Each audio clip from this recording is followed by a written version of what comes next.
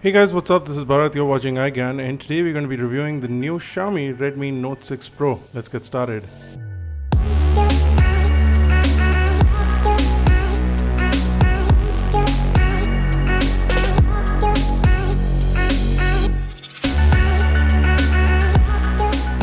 The Redmi Note 6 Pro goes on sale starting today, and it is causing a lot of confusion for a lot of Redmi Note 5 Pro users and a lot of prospective Redmi Note 6 Pro users. Hopefully in this video we can sort out some of those issues for you guys and tell you whether or not this phone is going to be worth your money. If you guys are interested in checking out the devices as well as the latest prices, we'll leave those in the description below. On the outside, the Redmi Note 6 Pro is quite identical to its previous device, the Redmi Note 5 Pro. It has similar design styling. It's almost identical from the back. There are subtle design changes. For example, you will notice that the antenna bands or the antenna portions on the top and bottom where the plastic parts were are slightly smaller. Lines around the plastic are also rounded off, and the ridge on the side of the phone allows for much better gripping. Also, the phone is now coated with a nano coating which makes it slightly water repellent and will prevent the phone from dying out easily. The ports are also corrosion resistant, so if you're in coastal areas and have complaints of your phones dying out quicker than other people, this phone might solve that issue. Now over at the front is where you'll see the biggest change. There is a giant notch this time around, and that allows for the display to go towards the edges. Very less bezel in comparison to the last phone, which had quite a lot of bezel on the top as well as the bottom. So you had a forehead and a chin which housed the camera compartment and the earpiece. In this time, all you see is a notch which houses the camera compartment and the earpiece. There are dual cameras on the front, a 20 megapixel f2 sensor and a 2 megapixel f2.2 sensor. Both of these are really good. Front facing images come out really nice. A big improvement on image quality on these devices for sure. We are seeing better low light performance as well as really good portrait shots along with some effects that you can apply to the front facing camera. The display in itself is also brighter with 500 nits of brightness. You get a 403 pixel per inch pixel density, a 2280 by 1080 pixel 6.26 inch display, much larger, but the notch takes away some of the space. For those people who don't like the notch, they can definitely go into the settings panel and completely get rid of the notch if that's something that you're interested in. MIUI 10 also comes out of the box on this phone, which allows for a lot new features on the device. There is quite a lot of bloatware that is preloaded, but luckily enough you can uninstall most of these applications, so the user experience from the operating system remains good. There are other features that allow you to use the display better. For example, a reading mode, a bright sunlight mode. The overall viewability of the display is pretty good. When you're watching videos on YouTube, you can pinch in to stretch the video to fill up the entire display, but you can avoid the notch because of certain advantages that you get with MIUI 10. All in all, the display is a big improvement over the previous generation Redmi Note 5 Pro. Of course, in terms of resolution, you don't see that much of a difference, but in terms of the overall brightness and viewability, also the colors seem to pop a little bit more on the newer phone. One thing that Xiaomi has not changed is the Microusb port, and I would have really liked to see a USB Type-C port sort of pushing a lot of people towards a standard across all devices, which would make things a lot easier for a lot of people.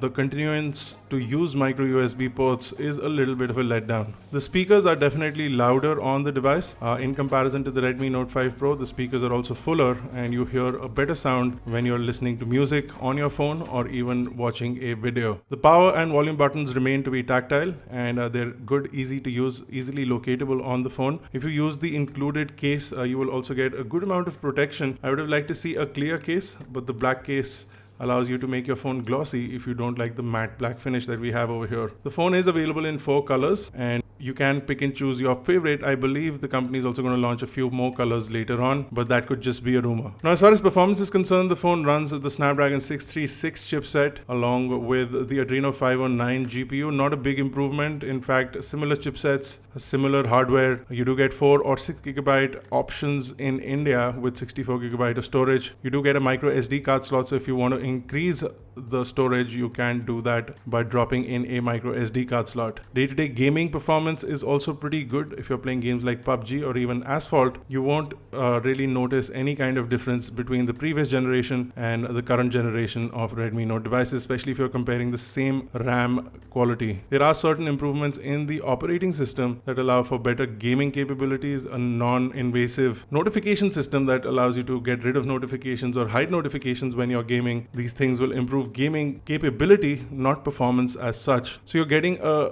similar gaming experience, slightly fine-tuned by the OS, but an OS update is headed to Redmi Note 5 Pro users as well, so you won't see a lot of difference in terms of that. Benchmarks on the other hand seem to score as expected results with 1,14,000 on Antutu and similarly placed results on Geekbench as well, with 1326 on the single core and 4747 on the multi-core test on Geekbench. Now, Xiaomi devices have had navigation capabilities for a while, so you can use gesture support for navigation. This allows you to utilize the screen in a much better way, and you get rid of the buttons from the bottom of the device, which gives you that much more real estate on the display, also allowing you to stretch out videos and other content along with games to the edge of the display without worrying about tapping on buttons, etc. Overall usage is pretty good. Day-to-day performance is good. Navigation, multitasking is good even on MIUI 10. The new card layout for multitasking as well as the split screen option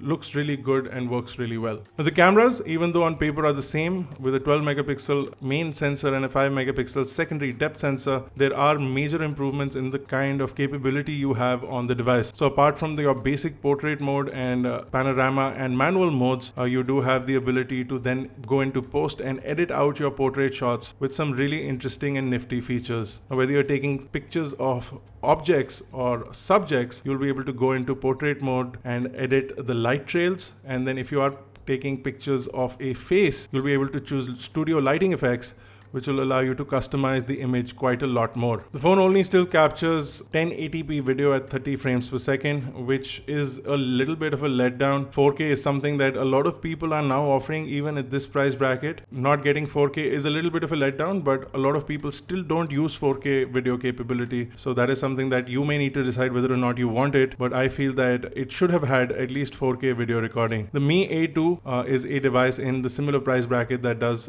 allow you to capture 4K video. The camera in itself is pretty good. You get brighter, nicer, more saturated images, a good color pop on the images if you click in auto mode. You do get manual control as well. The contrast on the images is pretty good if you're clicking in auto mode as well. You do have AI shooting modes, so it detects your subject quite easily and you get a good overall result. We tested this out quite a lot, in fact, with some objects and including cars and motorcycles. It allows you to automatically detect that you're taking pictures of those things and then sets the camera in the best possible way to get a really good result. In most cases, personally, I would leave this to auto instead of AI because it seems to tweak sometimes a lot more than is required, but for a lot of other things it works really well. So if you're clicking pictures of food, for example, it manages to give you a good result. Overall, the Redmi Note 6 Pro is not a big improvement over the Redmi Note 5 Pro. In fact, it seems to be an identical device, but these subtle changes make it good enough to be a replacement, if not an upgrade, for the Redmi Note 5 Pro. So for somebody who is holding out to buy the Redmi Note 5 Pro, the Redmi Note 6 Pro is definitely a better option, giving you slightly better build quality, overall performance,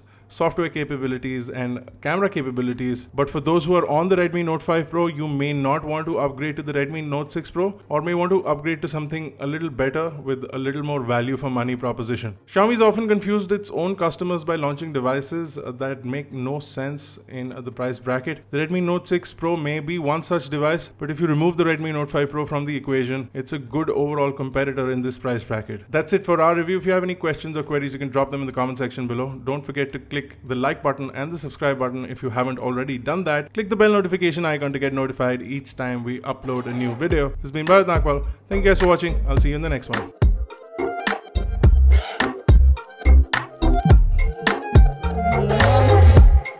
I don't know if what we had was just a waste of time.